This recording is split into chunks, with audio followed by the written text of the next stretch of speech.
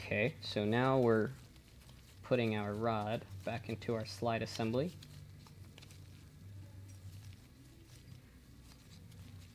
It starts to get a little tighter, so I'm going to use this metering rod tool now. And so now I just want to go back to my setting of 2005. We're at 2.029.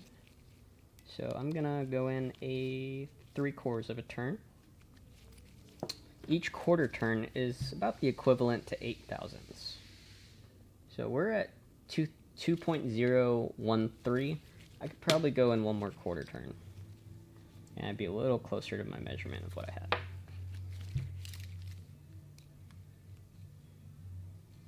To that 2.004. So that's, I'm 1,000th away from my measurement. That's pretty good. Okay. So now we've got that back. So now what we're going to do is, I like to call this next step, we're going to balance the rod out.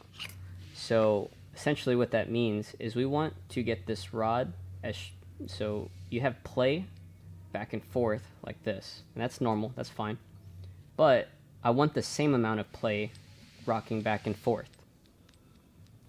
So I'm going to insert it into the fuel ratio tool. And now I'm going to see where it reads. So if I turn this guy, so I'm using the metering rod tool here, guys.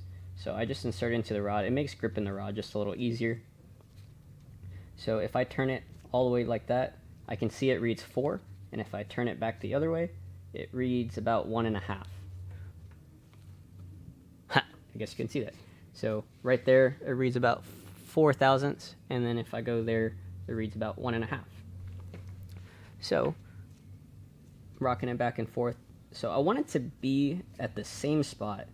So essentially what I'm going to do is I'm just going to twist out the rod, just a hair, until it reads the same number, or within 1,000th of each other. So by what I mean within 1,000th, you got, so say that's 0, and then that's 1,000th right there. You just basically want it in between those two long lines. That's the best way I could explain that.